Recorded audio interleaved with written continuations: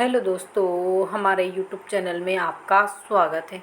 जैसा कि आप सभी अभ्यर्थियों को हमने पिछली वीडियो में भी बताया कि आप लोगों को इसी मंथ 29 तारीख यानी जो गुरु पूर्णिमा का दिन है, उस दिन डॉक्टर मोहन यादव आपके मुख्यमंत्री जी आप लोगों को अपने हाथ से नियुक्ति पत्र देंगे और ये एक गुरुओं का सम्मान भी हुआ, इसलिए ये प्रोसीजर किया जा रहा है। बाकी हम उस पर बात नहीं करेंगे। देखिए, यहाँ पर सवाल उठता है कि अगर नियुक्ति पत्र आएंगे तो पात्र अपात्र सूची भी जारी की जाएगी, यानी जो पात्र होगा केवल उसी को नियुक्ति पत्र दिए जाएंगे। जो अभ्यर्थी अपात्र होगा उसको भर्ती प्रक्रिया से बाहर कर दिया जाएगा, यानी कि उनकी समय अवधि वहीं तक रहेगी। उसके बाद जो पात्र अभ्यर्थी होंगे वो स्कूलों में जाकर ज्वाइनिंग देंगे। तो यहाँ पर देखिए, ये हमारे पास एक लिस्ट है, इसके आधार पर हम एनालिसिस करेंगे जो पुरानी भर्तियाँ थी उनमें क्या हुआ था और साथ में जो अभी भर्तियां हुई हैं उनमें ऐसा क्या हुआ है कि अभ्यर्थियों को अपात्र बताया गया और कुछ अभ्यर्थियों को पात्र बताया गया। देखिए, रिजेक्शन में क्यों अभ्यर्थी आते हैं इस पर हम चर्चा करेंगे। तो सबसे पहले आप लोगों को ये लिस्ट है, इसको देखना है। तो देखिए, अपात्रता के कई कारण होते हैं। सबसे पहले तो हम उन अभ्यर्थियों की बात करेंगे जो दिव्यांग हैं। देखिए, ये लिस्ट अभी ही जारी की गई थी, कम से कम आपकी महीना 15 दिन ही हुए होंगे अभी इस लिस्ट को जारी किया गया था। तो वर्ग 3 में भी यही प्रोसीजर रहेगा जैसा कि वर्ग 2 में हुआ। तो उसी के आधार पर आप लोगों को समझ लेना है कि कौन से अभ्यर्थी भर्ती प्रक्रिया से बाहर होने वाले हैं।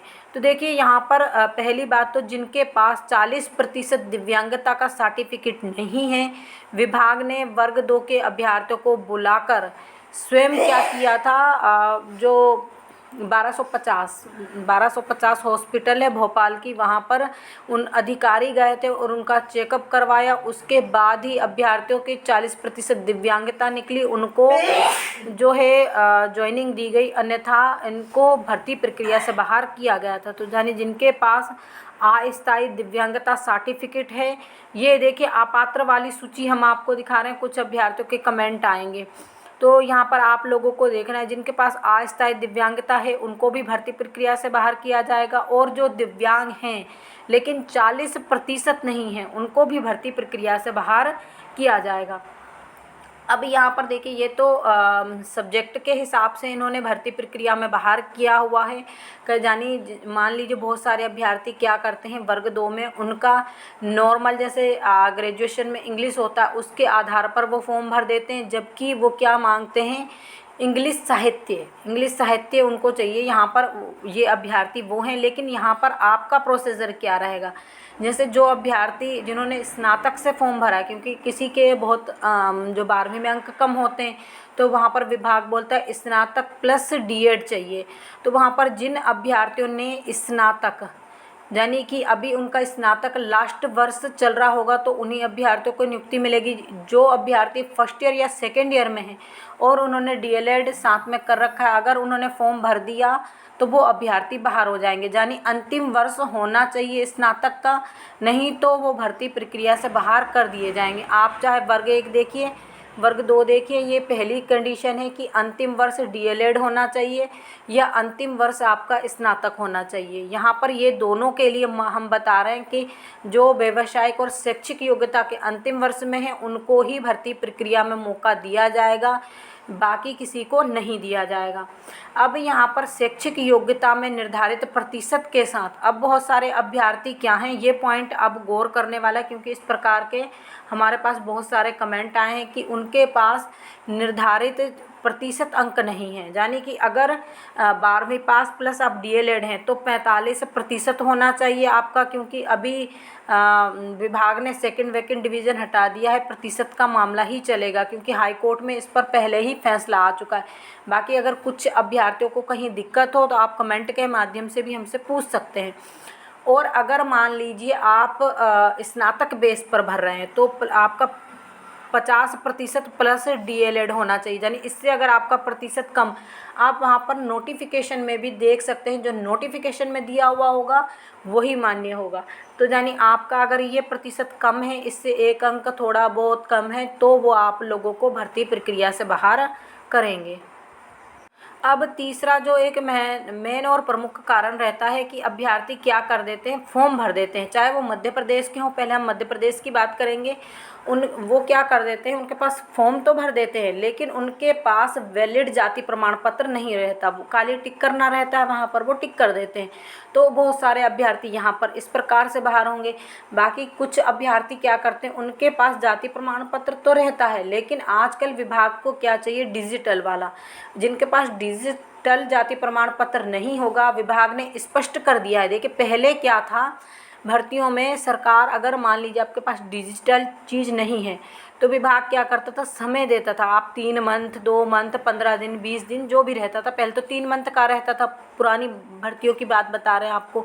फिर 1 मंथ देने लगा, फिर 15 दिन देने लगा। अब इस बार जो वर्ग 3 का प्रोसीजर है, इससे ये नियम निकाला गया कि आपको 1 दिन का भी समय नहीं दिया जाएगा, क्योंकि पहले से ऑलरेडी आप लोगों को इतना समय मिला तो आप लोगों को डॉक्यूमेंट्स कंप्लीट करवा कर रखना थे। तो यहाँ पर जिन लोगों के पास डिजिटल जाति नहीं होगा, वेरी स्पेशल जाति पर यहाँ पर बहुत अभ्यर्थी बाहर होने वाले हैं। तो जिनके पास डिजिटल जाति नहीं होगा वो भर्ती प्रक्रिया से बाहर हो जाएंगे। अब अगला है, जैसे अदर स्टेट के अभ्यर्थी रहते हैं, उनके पास क्या है, राजस्थान या उत्तर प्रदेश या अन्य प्रदेश के जाति प्रमाण पत्र रहते हैं लेकिन वो कैटेगरी में घुस जाते हैं। तो यहाँ पर उनको भर्ती प्रक्रिया से बाहर नहीं किया जाएगा। अगर उनके अच्छे अंक हैं तो उनको यूआर कैटेगरी से सिलेक्ट किया जाएगा, नहीं तो उनको, जैसे मान लीजिए किसी के अंक क्या हैं, कम हैं जैसे कि, और यहाँ पर एक चीज़ और भी हम आपको बताएंगे। अभी अभ्यर्थियों के सबसे अधिक बाहर होने का कारण क्या आएगा, जैसे उनके अच्छे अंक नहीं हैं और वो जाति प्रमाण पत्र से उन्होंने क्वालिफाई कर लिया और यूआर के बराबर उनके अंक हैं नहीं, तो उनको भर्ती प्रक्रिया से बाहर किया जाएगा। जैसे यूआर की लिस्ट आपकी 90 पर गई और यहाँ पर उनके अंक हैं 75, तो यहाँ पर देखिए यूआर कैटेगरी में वो सिलेक्ट हो नहीं सकते क्योंकि उनके 90 अंक नहीं हैं चयन में।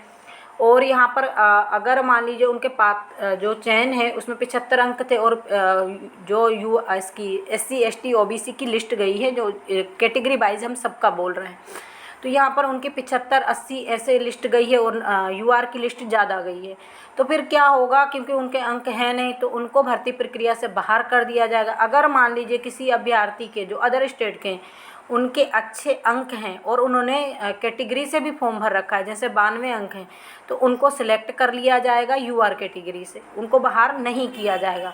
बाहर करने की भी कंडीशन रहेगी। तीसरा आपका क्या रहेगा, चूँकि देखिए वर्ग 2 की भर्ती में इस चीज़ पर काफ़ी विवाद हुआ कि जिन अभ्यर्थियों के पात्रता में 90 और 75 अंक वाला केस रहा, जिसमें जो है विभाग जीत चुका है, और यहाँ पर वर्ग 3 की भर्ती में भी आप सभी को मालूम है यही नियम चलेगा, क्योंकि आपके इसमें भी यही लिखा है कि जिन अभ्यर्थियों के पात्रता परीक्षा में अच्छे अंक नहीं हैं, यानी कि SC ST OBC कैटेगरी के हैं और वो उनके चयन प्रक्रिया में अच्छे अंक आए हैं, तो उनको भी क्या कर दिया जाएगा, बाहर। मान लीजिए उनको बाहर नहीं, मतलब उनको यूआर की सीट नहीं मिलेगी। अगर वो अदर स्टेट से हैं या अपने ही स्टेट से, अगर उनके पास जाति नहीं है, तो यहाँ पर आप लोगों का जाति बहुत काम में आने वाला है।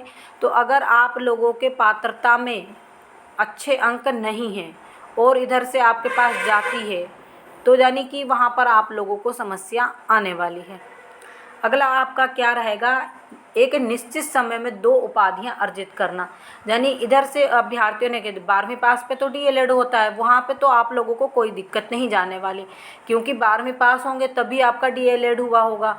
वहाँ जो अभ्यर्थी हैं वो पूरे तरीके से सेफ़ है। बात यहाँ पर वो होती है जो जिन्होंने स्नातक किया हुआ होता है, स्नातक अभ्यर्थी और प्लस डीएलएड जिन्होंने साथ में कर लिया, उनकी एक ही डिग्री मान्य होगी। अगर आपके 12वीं में अंक कम हैं तो भी आपको दिक्कत होगी, क्योंकि यहाँ पर फिर अभ्यर्थी को या तो होल्ड कर दिया जाता है या फिर भर्ती प्रक्रिया से बाहर कर देगा विभाग, दोनों चीज़ें। यानी परसेंटेज कम हुआ और आपका प्लस डीएलएड है, तो आप लोगों का क्या होगा, आप भर्ती प्रक्रिया से बाहर हो जाएंगे। अगर आपका 12वीं में अच्छा परसेंटेज है, डीएलएड कर रखा है और साथ में पात्रता जो स्नातक है, आपने 2 डिग्रियां इकट्ठी कर ली, उसके बाद आपको किया जाएगा होल्ड, फिर उसके बाद अंतिम निर्णय विभाग ही लेगा।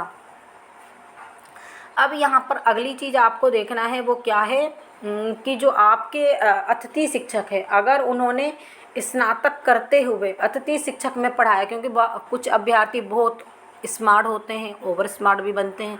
जैसे वो क्या करते हैं, अधिक डिग्रियां लगा देते हैं। जैसे आपका केवल खेल कहाँ पर है, 12वीं तक का, यानी 12वीं पास और प्लस आपको DELED चाहिए।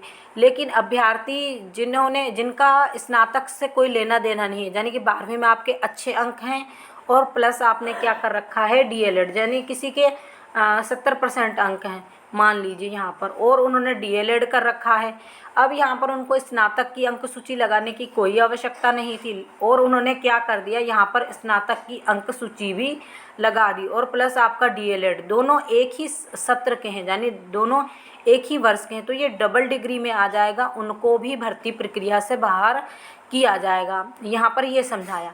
अब कुछ अभ्यर्थी क्या करते हैं, जैसे ये DELED कर रहे हैं और यहाँ से अतिथि शिक्षक में भी पढ़ा रहे हैं, तो यहाँ पर ये अतिथि के नंबर हटा दिए जाएंगे आपका अतिथि में नहीं होगा। तो अतिथि वालों के लिए भी हम यहाँ पर बता रहे हैं। या फिर कुछ अभ्यर्थी स्नातक करते रहते हैं और यहाँ पर से 3 वर्ष के लिए वो शालाओं में भी पढ़ाते रहते हैं, तो यानी यहाँ पर वो अतिथि से हट जाएंगे।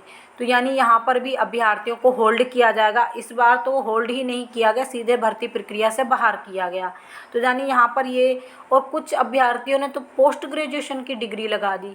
तो यहाँ पर देखिए, अभ्यर्थियों को अपनी अंक सूचियाँ सोच समझकर ही अपलोड करना चाहिए, क्योंकि फिर वेरिफिकेशन में यानी सत्यापन के समय काफ़ी जो होती है दिक्कत जाती है।